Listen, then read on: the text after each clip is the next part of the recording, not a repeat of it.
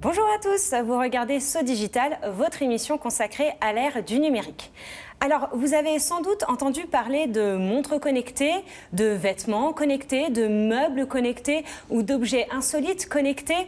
Vous l'avez compris, aujourd'hui, nous allons parler d'objets connectés et d'Internet des objets. Alors, Arnaud Percy de chez Soprasteria est là aujourd'hui pour tout nous expliquer. Il est expert en la matière. Bonjour Arnaud. Bonjour Victoria. Alors Arnaud, vous allez nous parler des objets connectés. Ils nous entourent au quotidien, mais finalement, je pense qu'on n'est pas bien sûr de savoir ce que c'est. Dites-nous tout. Alors pour vous expliquer ce que c'est qu'un objet connecté, je vais vous parler du premier objet connecté qui a été inventé. Il a été inventé en France dans les années 90. Et en fait, c'était une petite lampe qui s'appelait le dalle. Et en fait, cette lampe, elle permettait de s'allumer dans différentes couleurs en fonction du cours de la bourse ou de la météo. Un objet connecté, c'est ça, c'est un objet qui casse la barrière entre le réel et le virtuel. C'est un objet qui va permettre de savoir ce qui se passe dans le monde réel depuis le monde virtuel, donc depuis Internet, par exemple, est-ce que la lampe est allumée ou éteinte. Et c'est un objet qui va pouvoir agir sur le monde réel depuis le monde virtuel. Elle va pouvoir, par exemple, s'allumer en rouge si le cours de la bourse diminue. Ça, c'est un objet connecté. Donc si on prend ce trait-là et qu'on le tire jusqu'au bout, tous nos téléphones sont des objets connectés. Et en fait, de plus en plus, on va connecter de plus de choses. Tout va être connecté à la fin. Et en fait, aujourd'hui, on peut voir plein de choses qui se connectent, des bracelets connectés qui mesurent notre activité physique, des montres connectées, mais aussi des cuisines, des machines et même des vêtements. Alors, autant les bracelets, montres connectées et téléphones, ça je comprends, mais pourquoi je connecterais un vêtement ? Connecter un objet du quotidien, ça permet d'apporter de la valeur à cet objet et d'apporter quelque chose en plus. Par exemple, ce gilet connecté, il permet de savoir quelle est la température ambiante, il permet de savoir quelle est la pression atmosphérique, quelle est ma posture, comment est-ce que je me tiens, quel est le bruit ambiant, etc. Ce gilet connecté, il sert à une chose très simple, il sert à mesurer la pénibilité au travail. Ça veut dire que quand on va le confier à quelqu'un dans une usine, on va pouvoir mesurer les moments où le travail est plus pénible, quand il a les bras en l'air, quand il a les bras baissés, quand il est exposé à des fortes chaleurs ou à des basses températures.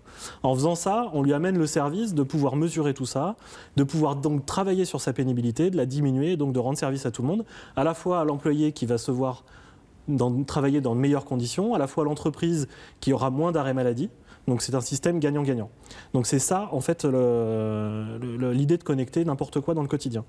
Et en fait, si on réfléchit encore un peu plus, quand on va connecter des objets, on va remonter de plus en plus d'informations. Plus je vais connecter d'objets, plus je vais remonter d'informations, plus je vais pouvoir amener de la valeur. Si je prends ce gilet connecté et que je lui ajoute une balance connectée sur un chariot, je vais pouvoir en plus savoir ce qu'a porté mon collaborateur et donc savoir quelle est la quantité de matière qu'il a portée dans la journée. Et donc je vais ajouter de l'information sur sa pénibilité. En fait, en multipliant ces informations, en multipliant ces objets, on multiplie les informations, donc on multiplie la connaissance. Ça, c'est ce qu'on appelle l'Internet des objets. Alors, c'est quoi l'Internet des objets ? Expliquez-nous. L'Internet des objets, c'est quand on a plein d'objets connectés qu'on va en fait connecter ensemble, les faire converger sur des réseaux communs pour qu'ils puissent discuter ensemble et nous rendre de meilleurs services. Voilà, alors, donc, si je comprends bien, l'Internet des objets, c'est ça, ce sont des objets connectés qui communiquent entre eux. Exactement. Par exemple, l'Internet des objets, c'est votre bureau qui est connecté, qui sait combien de personnes sont venues travailler aujourd'hui et qui va prévenir le réseau de transport du nombre de métros qu'il faudra mettre en place le soir pour rentrer chez vous.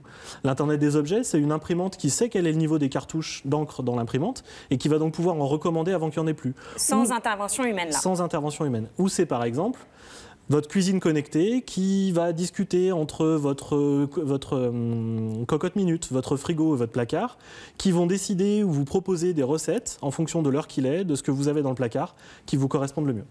Alors là, tout ce que vous me dites, je trouve que c'est assez génial, même impressionnant, et ça rend vraiment service. Mais pour les entreprises, en quoi l'Internet des objets a un impact dans les entreprises ? En fait, c'est très simple. L'Internet des objets, ça permet de mieux comprendre le monde qui entoure les entreprises et donc d'avoir plus de données. Et en fait, en ayant plus de données, je prends de meilleures décisions. Plus j'ai d'informations, plus ma décision sera éclairée. Et plus elle est éclairée, meilleure elle est. Et si je vais encore au bout de la réflexion, plus elle est éclairée et plus je peux la prendre de façon automatique. Et vous avez des exemples un petit peu ? Alors, par exemple, dans une usine connectée, si je prends une machine-outil qui est connectée, je vais pouvoir savoir quand est-ce qu'elle a besoin de maintenance, quand est-ce qu'elle a besoin d'être réparée avant qu'elle tombe en panne. Elle va pouvoir me dire, attention, là, je vibre plus que d'habitude. Ça va permettre de travailler mieux, puisque finalement, je n'arrête pas la machine parce qu'elle est en panne, je la répare avant qu'elle tombe en panne. Donc, ça permet de travailler mieux, ça permet de travailler plus vite et ça permet de travailler moins cher. Ça, c'est la première idée autour de l'objet connecté. Et après, on a aussi des entreprises qui proposent des produits connectés pour leurs clients pour apporter plus de services aux clients. Alors là, justement, vous parlez de services.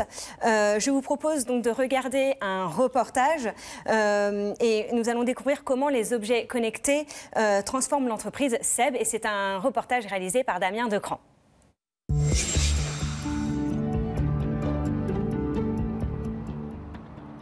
Depuis 2 ans, le SIDO s'est imposé comme le salon référence de l'Internet des objets. Cette 3e édition ne déroge pas à la règle. Concepteurs, fabricants et utilisateurs se sont tous donné rendez-vous à la Cité internationale de Lyon. Parmi eux, le groupe SEB et leurs objets connectés. Si SEB se lance dans la connexion d'objets, c'est parce qu'il y a d'abord des attentes pour les utilisateurs. Dans un premier temps, on a lancé des objets standards, mais j'ai envie de dire la recette a toujours été le cœur de nos objets. Je pense à la cocotte minute lancée en 1953. Déjà, il a fallu l'accompagner d'un livre de recettes de Françoise Bernard pour expliquer ce qu'était cet ovni. Et finalement, en 2012, quand on a lancé un produit comme Cookéo, on s'est aperçu de la même chose. Le produit incluait 50 recettes à l'intérieur, des pas à pas. Et très vite, l'utilisateur nous a dit « mais ça suffit pas, j'en veux plus ». Comment on peut avoir 100, 200, 300 recettes? Et là, la connexion est devenue une évidence pour réussir à amplifier le bénéfice. En se lançant dans le développement d'objets connectés, SEB n'a d'autre choix que de prendre le tournant du digital. Ça représente une grosse révolution dans une entreprise, de surcroît parce qu'il faut aussi la capacité à se projeter en se disant mais finalement pourquoi SEB veut faire du software? Quelle est la valeur à demain vendre du service? La complexité, alors qu'il y avait peu d'expertise en interne, c'était de se pencher sur justement quels sont les usages de demain. Et pour être franc, la première application qu'on a développée, ça a été compliqué. Pourquoi? Parce qu'on a des process classiques d'industriels.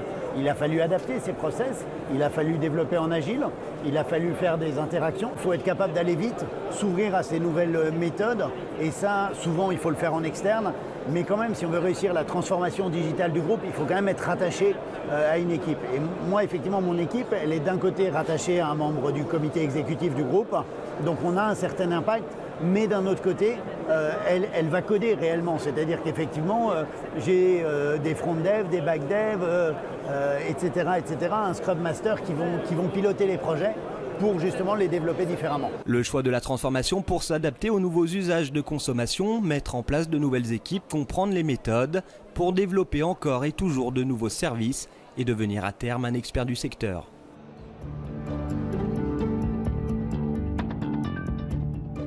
Alors, dites-moi Arnaud, pourquoi une entreprise comme SEB, qui est relativement connue dans le milieu de la cuisine et qui donc propose des objets de cuisine, s'intéresse tant que ça à l'Internet des objets, aux objets connectés? En fait, si une entreprise comme SEB s'intéresse à l'Internet des objets et aux objets connectés, c'est parce que c'est une des étapes importantes de la transformation digitale. Dans un premier temps, la plupart des entreprises utilisent des objets connectés pour améliorer leur efficacité. C'est ce qu'on disait tout à l'heure avec la machine connectée dans l'usine qui permet de travailler mieux pour moins cher. Et en fait, pour donner un autre exemple, c'est la SNCF qui va connecter les poubelles dans les trains pour pouvoir les vider au bon moment, sans qu'elles soient vides parce que ça sert à rien de les vider, ou avant qu'elles soient trop pleines, dans ce cas-là le client n'est pas content. Ça c'est la première étape, je fais des objets connectés pour améliorer mon efficacité.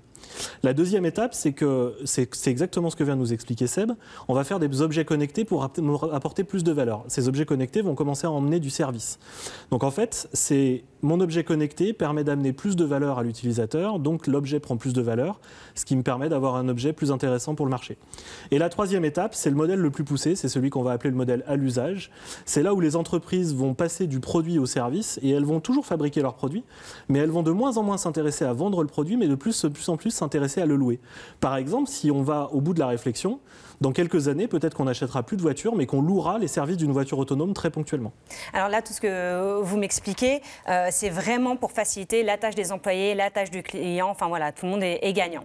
Alors d'ici 2020, et c'est dans pas longtemps, il y aura plus de 25 milliards d'objets connectés, ce qui est vraiment impressionnant. Moi, j'aimerais savoir comment on crée un objet connecté. J'imagine que c'est un travail de titan. Et combien de temps on fait pour créer un objet?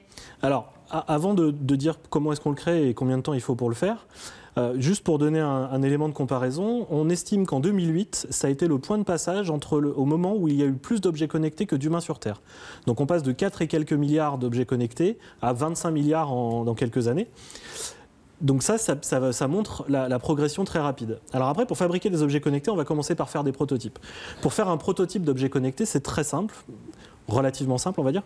Il suffit de prendre des capteurs pour aller mesurer quelque chose de physique, il suffit de prendre des actionneurs, un interrupteur ou des choses comme ça, un peu d'électronique, un peu de soudure, et voilà, on a un prototype qui permet d'avoir un objet connecté. Et un prototype, c'est pas un produit fini? Non, un prototype, ça permet juste, dans un premier temps, de valider que l'idée qu'on a eue avec l'objet connecté, elle est valable.